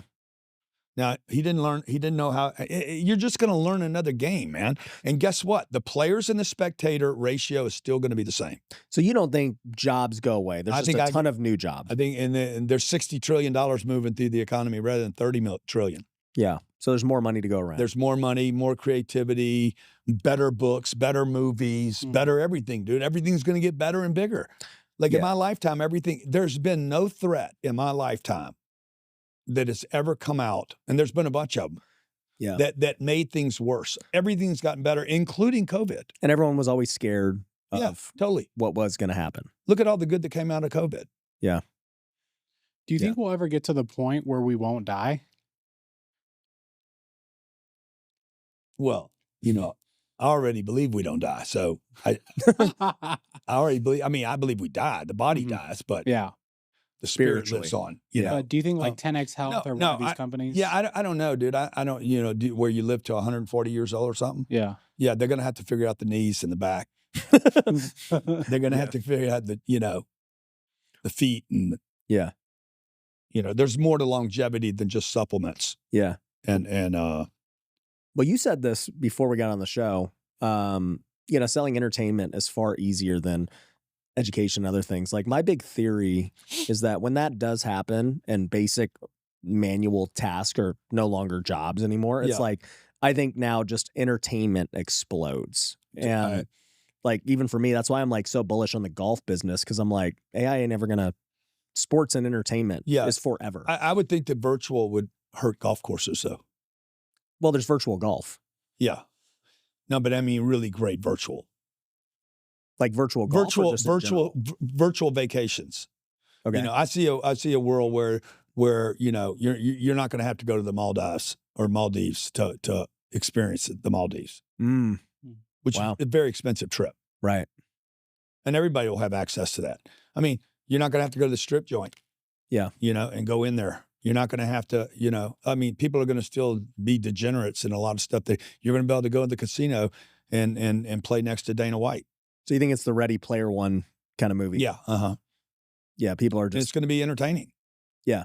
And they'll figure out how to do it without a headset, or you'll be able to go to church, dude. You'll be able to go to church and pray and be with all the people you want to be with and, have that experience. Whatever experience you're going to want to have, you're going to be able to have it. You're going to be able to program it, write it, have it. And that will become valuable because not everybody wants to program it, write it, create it. Right. And then you could share it with other people. And then there will always be people who want real human connection. Totally. Yeah. 100%. There's still going to be the people that says, hey, I still want to spend time with you. Yeah. Or I want to play golf with a real person. That even becomes more valuable now. Right. I want to unplug from this matrix. Yeah, exactly. Yeah. Yeah. I don't think it's all bad. I guess what are things that you're hearing when you're at like Mar-a-Lago and stuff that the general public doesn't know? The music. The music at Mar-a-Lago is wild, man. Those people are very, very optimistic over there that are at Mar-a-Lago. Now, are they just, in the Trump atmosphere and underneath the ether of the Trump ether, They're pretty positive, dude. And not everybody gets to actually have somebody come to your office and say, hey, he wants to know how to do this. Mm-hmm. I mean, that's pretty impressive, like he wants to know how to make housing go. Mm. And he wants to get it done now. He does not want to wait till May when Jerome Powell leaves. He wants to know how to get housing rocking right now. And he's open to any and all ideas. Mm. So, the press is never going to cover that. And then a week later, he's actually throwing one of the ideas out saying, hey, let's do this. Mm-hmm. Why not? And I think that's good. I think that's a story that's not told about Trump. But behind the scenes, anybody that's met this guy knows he actually cares about people. He's interested in people. If you take him on, he's going to take you on. Mm-hmm. He's going to fight back. Yeah. So that's what happens at Mar-a-Lago that I think people don't see. What's funny is people ask me that about you. They'll be like, hey, Grant, right? Like, how is he in person? Like, what's he really like? Yeah. Mm-hmm. I'm like, dude, he's actually like really cool. Like he just, if I send him a text or call, he'll actually respond and he does quick. Like there are people that won't respond to you for days because they're so busy or whatever they got going on. And I was like, but I really believe he genuinely cares about people. He doesn't have to do this for the money at this point. Like he just wants to do the things he does. Mm-hmm. But what about this lawsuit or that lawsuit or this thing or that thing? I heard this about him. Yeah. I'm like, dude, I mean, he's been doing this for like 30 years now. Like he would have gotten taken down by now. Yeah. Mm-hmm. Yeah. How do you deal with all the hate and just the noise? You're telling me you got sued for like $500 million or something. Yeah. This chick rented our house at Regalia in Miami. And she was there 10 days, wakes up at 2:00 in the morning or something. She's either having a psychotic break. I'm not saying what she had. I don't know what happened to her, but she's either having some kind of mental disturbance or drug incident or something. Because I've never woke up at 2:00 in the morning and decided the sprinklers in the ceiling, you got 1, 2, 3, 4, 5, 6 of them. Man, you guys are ready for a fire in this place. Mm-hmm. She decided those were viewing her and pulled all of them out of the ceiling. Wow. Whoa. And the TV off the wall. And the next thing you know, the sprinkler system drops a couple 100,000 pounds or gallons of water. Whoa. On floor 33. Oh my God. Which leaks down into 32 other floors. Wow. Causes millions of dollars of damage just to my unit.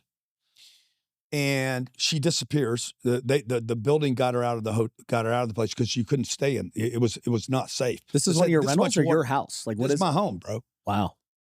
And she was renting it from us. Got it. And I go online and say, does anybody know where this chick is? Chelsea, Sophia, Hal, or whatever her name is. Says she's an influencer, hanging around with this Egyptian dude. Whatever I knew about her, I just kind of put in the post. It's still up. I didn't take it down. Anybody know where she's at? I'm trying to find her. She destroyed my place. And we're suing her for damages. We'll win that. And then she did a countersuit the other day for $500 million called a defamation suit because I called her out online. I'm like, okay, whatever. I guess she doesn't understand. Frivolous will cost her triple. Frivolous.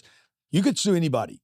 Yeah. But in the state of Florida, a frivolous lawsuit is actually not a nice thing to do. So I'll win that one too.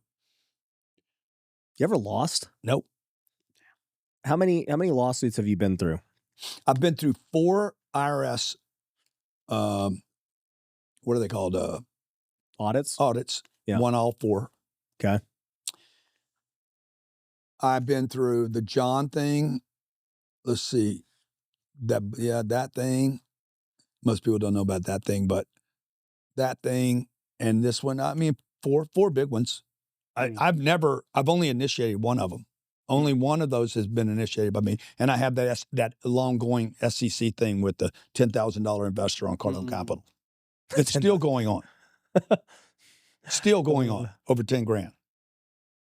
The SEC investigation. Out of the state of California, that's thrown it out 3 times. They've thrown it out 3 times now, and they keep.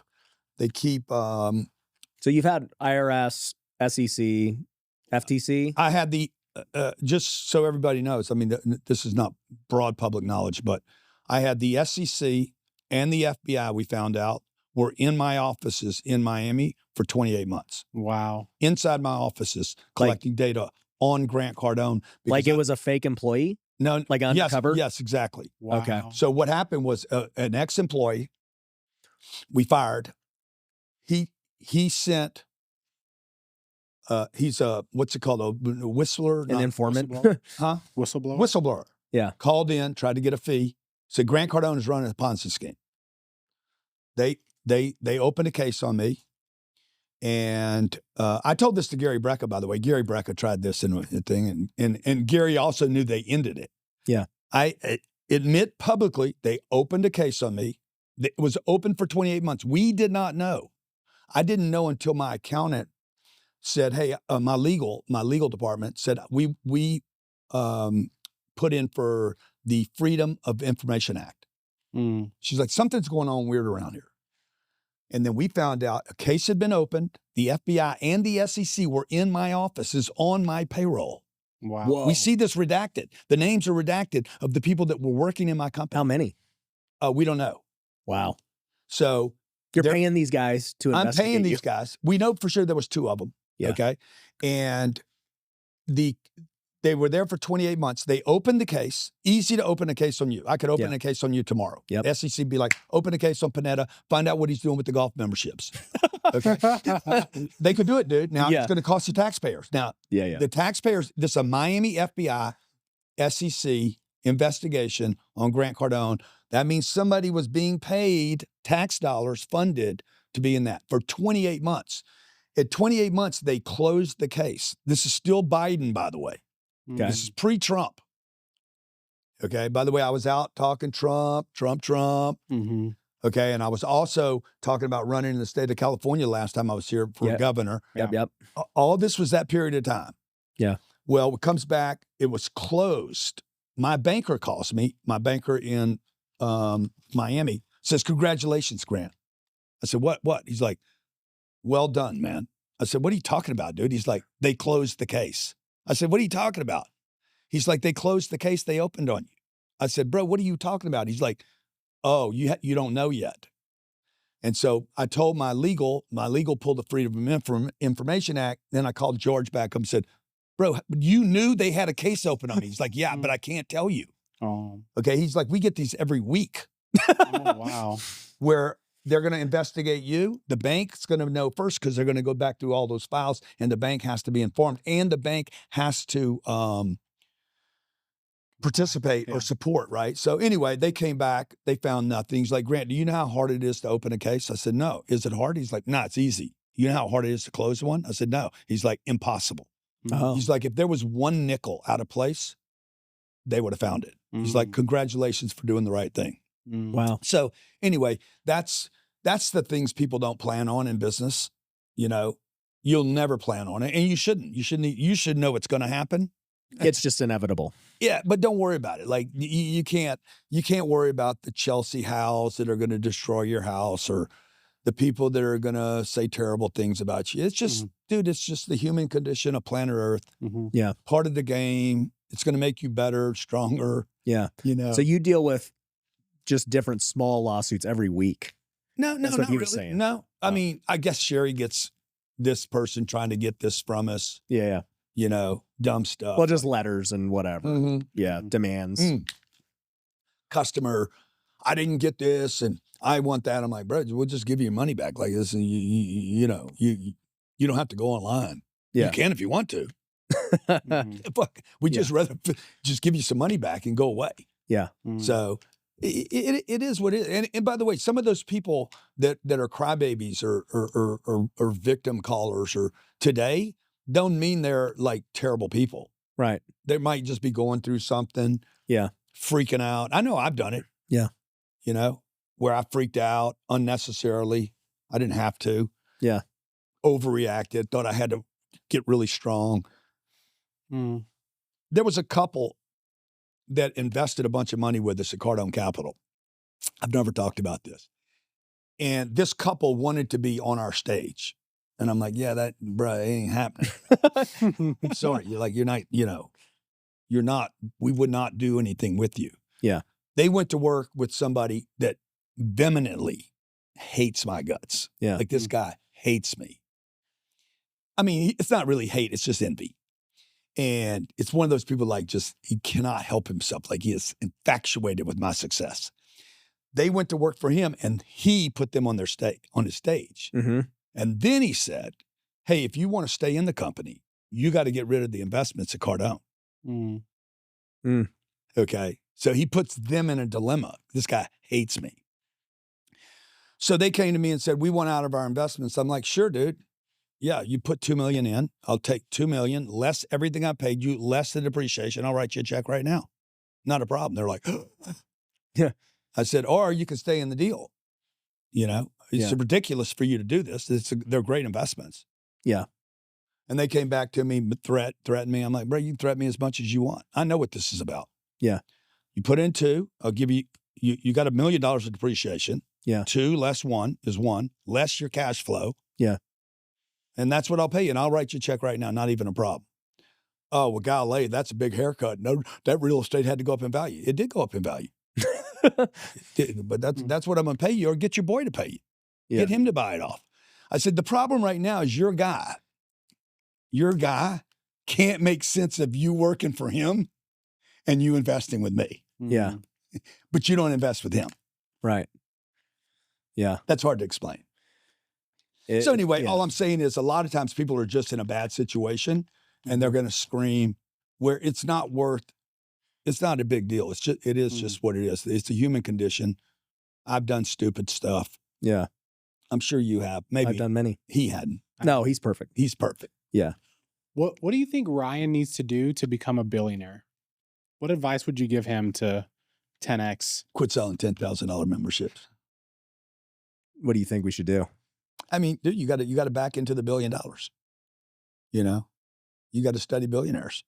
You can't get to $1 billion, $10,000 at a time. Yeah. It's just the math in there. You don't have enough golf memberships to sell. Mm-hmm. So I don't know. What is that? You got what if you get a huge multiple? Well, okay. Let's see what $1 billion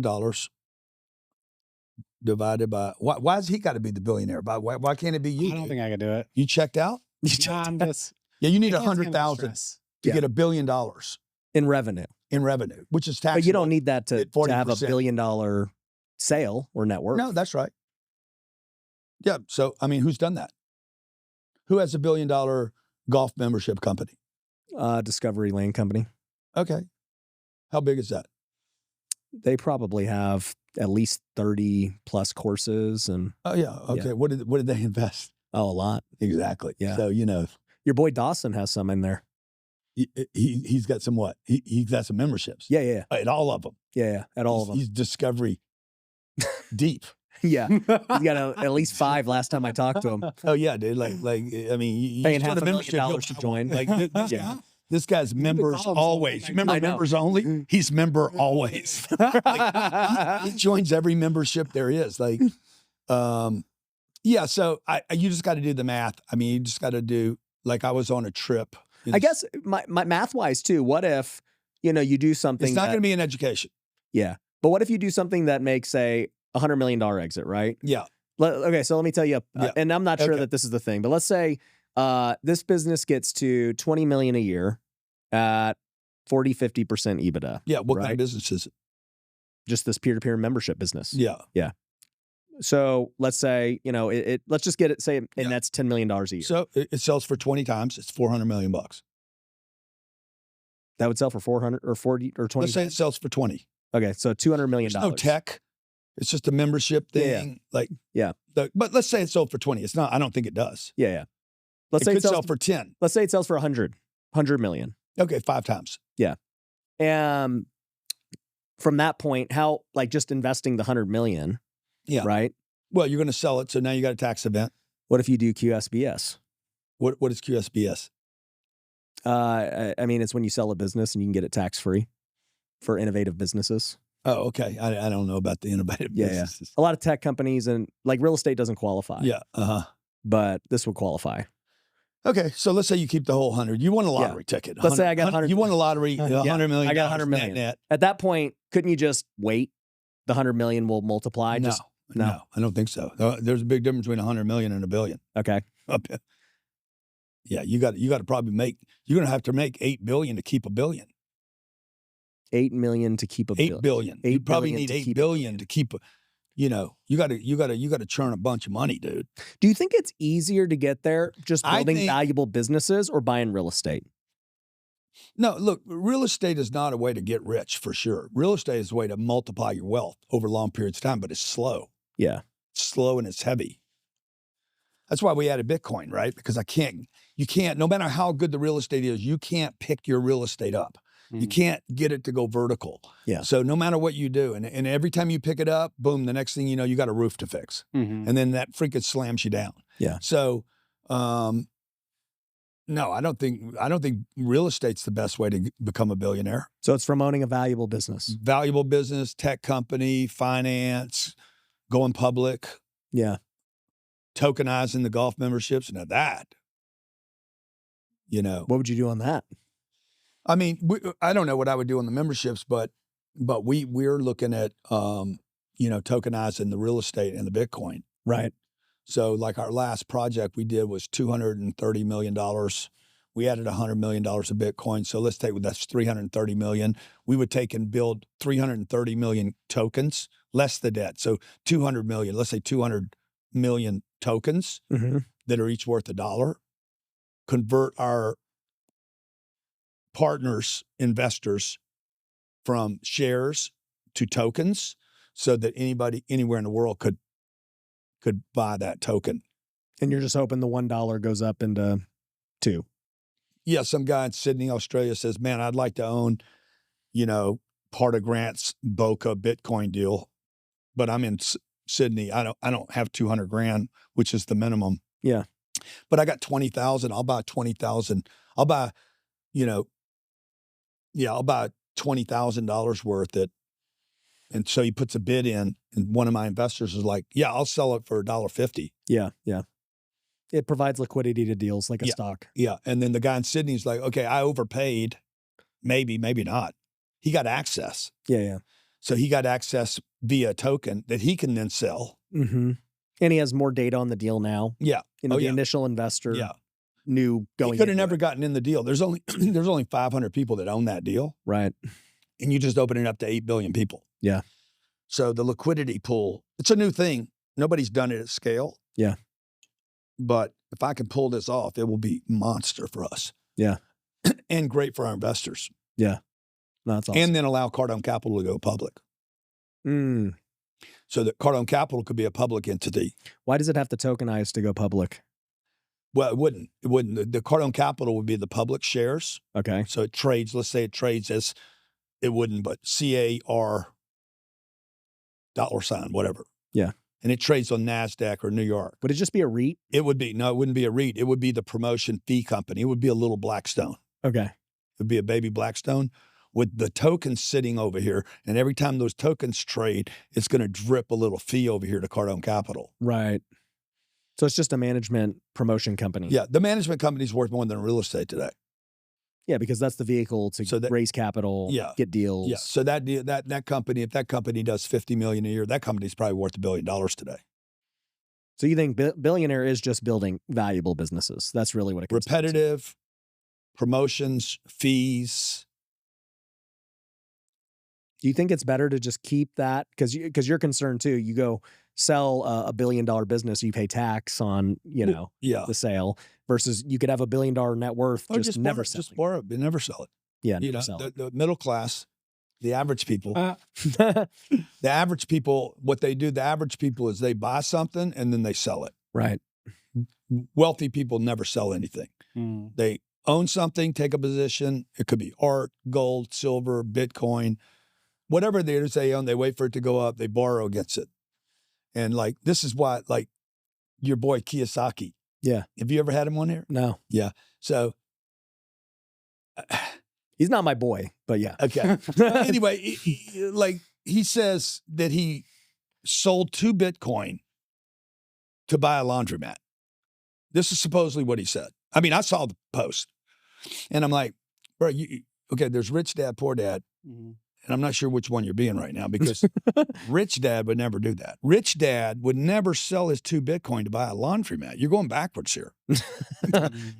Okay. One, why would you sell it? You would borrow against it to buy the laundromats if you wanted the laundromats. And the truth is, a rich guy wouldn't go buy 2 laundromats. Like you're wealthy. You're not going to buy 2 laundromats. You might buy 200. Yeah. Okay. Now, the other thing is he dumped all his gold and silver, which is crushing, supposedly to buy Bitcoin. And that happened this year or last year. Yeah. So I'm like, that's the beautiful thing about social media. Once you post it, we remember, there it is. Yeah. And, yeah. But that's what I like about watching educators. Yeah. Like, show me a long period of time. Last question as we wrap up. So, you've had private companies this whole time, and now you're talking about finally going public. Terrifying. Yeah, like I was going to ask, like, I'm just like, now it seems far simpler to just stay private and just chill and not worry about all that. Yeah, because now I think about this all the time. I was thinking about it last night. Like, okay, now I'm walking around with a number on my chest. Yeah. It won't be 10X. It'll be 17. Hey, man, when you going to get it up? I got a buddy who's got a company. I know, everybody's like, when you going to get it back to 38? Like every time somebody sees him. So that is the terrifying part, because now you're going to be you got to answer to that stock price every quarter. Every quarter, dude. Yeah. And right now we don't. Right now, if you do bad, it's just you. Hey guys, we hit our number this month. We exceeded our number this month, or we didn't get our number this month. But when you're public, it's going to be like, and then you got to be on it all the time, dude. Yeah. And you think it's worth it at this point in your life? You don't have to do it. Yeah. I don't know. I don't know if it's worth it or not, I don't know. I think the adventure's worth it. It's not about, if it's just a money play, it's not worth the money. But if it's the adventure, the discovery, the curiosity, to disrupt things. Like I would rather do the token thing than the shares because it's disruptive. Right. So I could go to, like, this is the thing I get excited about. Like, to be able to go to Wells Fargo, JP Morgan, Goldman Sachs, Cantor Fitzgerald, Bank of America, set all those guys up to like, yeah, we want to do this. And then say, nah. You know what, guys? I'm going to do this with my peeps. Yeah. And they're going to be like, bro, that's what we want because they want it, bro. Like we went there last year. We had 8 meetings with 8 banks. We've been there 3 times now. And every one of them said this. The Bitcoin's great, the real estate great, the hybrid, fantastic. They love the hybrid. But what they were most interested in was the audience. Yeah. Mm. And when I told them I was going to get into the wealth space and start an IRA and have financial planners, and I was going to end up with a couple hundred financial planners providing annuities and life, they're like, that's a business. Yeah. That's the one we want. But mostly they want my audience. They want distribution. They want distribution because they know they're going to bring their boys in. This is what happens over there, okay? They determine your stock price. So they'd say, hey, Pineda Enterprises is going to be worth $10. They're going to set you up to take you public. They're going to sell it to a handful of their buddies. And right before you launch on Monday morning, they're going to be like, Ryan, we got bad news. We got to offer it at $850. And you're like, oh man, I just spent $15 million in legal fees. $15 million in lawyer fees. I got $15 million for fees over here. Like you're all invested. And you're like, yeah, Ryan, like really, we need to launch at 10. You were thinking, Mom, I'm gonna get rich at 10. And now it's 850. Yeah. And this is Friday. Sunday night, they're going to call you, bro, it's $7. Yeah. And they're going to sell it off to their buddy. And you're going to probably agree to it because you're pregnant now. Yeah. You're deal pregnant. Yeah. And they're going to say, Ryan, it's really $7. And you'll be like, okay, I'll take the $7. They're going to dump it off to their buddies at $7. It's going to open at 11. Their buddies keep $4. They all sell out. They didn't do nothing. Yeah. And then your environment comes in. So what they like about me is they can get out because my audience is going to take it. Yeah. Now, doing it the other way, they won't take me from 10 to 850 down to 7. I'll be like, no, dude, it's $10. It's 10. Or it's 11. Yeah. And I'm telling my audience what it is. And my audience will support that price. That's the crazy thing too. It made me think. And by the way, now I saved myself $40 million in fees. Yeah. Because I could do a token that would cost me maybe $500,000. If I went to JP Morgan and did this, it would cost me somewhere between $15 and $60 million in legal fees that don't actually add value to the offering. Yeah. What it made me think about too was Mr. Beast. And he's basically raised against his entire enterprise, and it's worth like $5 billion. Yeah. And you know that was funded, right? Yeah, like Chamath and those guys bought into it. Yeah, they funded it. Now you know why. Now it's more explainable why the views were there, support from YouTube was there. Prime deals. The Prime deal got done. Yeah, all the food. Like you're like, God dang, because He's doing looking at this thing the whole time. Like, come on, man, this is so like not. It doesn't add up. And then he's got this, like this guy's the luckiest guy in the world, or he's the most talented, or he's the most like this is amazing. But I sent it to my guys the other day. I'm like, guys, this was funded by a group that was connected. They put hundreds of millions in every connection, and this is what we miss. And this is how you get rich, dude. Yeah. You don't get rich doing this by yourself. It takes a village. It takes a team. Jesus had, 11 guys rolling with him? Yeah. 12 disciples. 12th, right? No, there's 12. There's 12 so there's 13. Yeah. So, that's why you're trying to own all the real estate yourself, bro. You're better than Jesus. Yeah. So Mr. Beast, it made me think about it too, because it was just funded, bro. It was funded. Well, and Zuckerberg was funded. Right. Okay? Right. Tesla didn't get you think they don't care that I mean, how is his personal brand and everything worth that much with such key man risk? I mean, I think somebody saw, I don't know. Same thing could be said for Elon. Yeah. If Elon died today, what would happen to Tesla stock? Yeah. Because you've dealt with that your whole life as the guy, the face. Yeah. Yeah. So then you need to, you need to build a team around you, which is a problem. Yeah. Because then you build that team, and then that team might not want to build another team. Yeah. Because they're like, I don't want to lose power. Mm. So then you're like, anyway, it's all work, man. It's just a lot of work. So it better be some big payday. How important bigger than 32 units section. How important was Brandon Dawson to your success? I mean, look, Brandon's been a great partner. But we were already successful. Like, I was put 34,000 people in a stadium when I met Brandon. He walked into a stadium, 34,000 people in there. Him and his wife bought tickets. So who's more important, Jared or Brandon? Well, there wouldn't have been a Brandon if there wasn't a Jared. Right.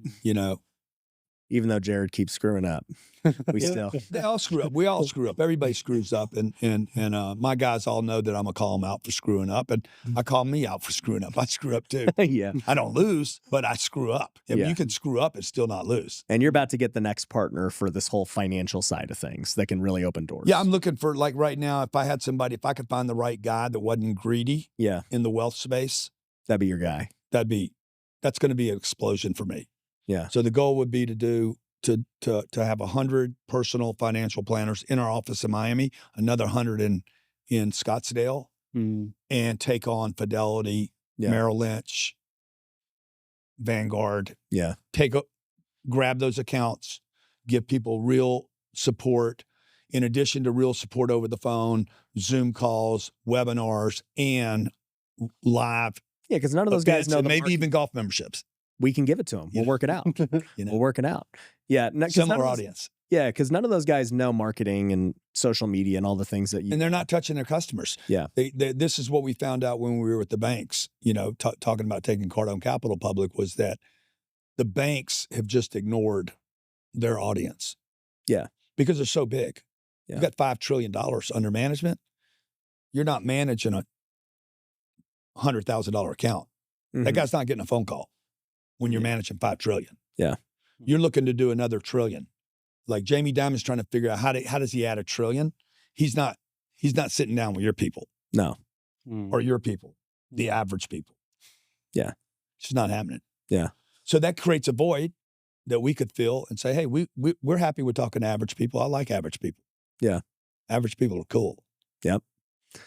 Well, Grant, it's always good seeing you, man. Always good to appreciate you coming by, hanging out with us. And anything you got coming up that you want people to go to? We're doing a business conference in April, real estate conference in April down in Miami. How do they just hit you up on social? What? Yeah, whatever. If they can't figure out how to get a ticket, man, shit. They shouldn't go. They shouldn't come down. They're already disabled and handicapped. So anybody that wants to come, call my office, 310-777-0255. Tell them you saw this show and you want a free seat. I'll do that for your people. Free seat to the live event. Yeah, I mean, what? Yeah. You're not going to get any views on this anyway. That won't cost me anything. 2,000 people show up. How many people can you fit? That's fine. I'll figure it out. That's my problem. There we go. There we go. Guys, go call it. Let us know. We'll see you on the next episode. Peace. Everybody that's looking to buy a house, y'all got to quit bitching and complaining and acting like victims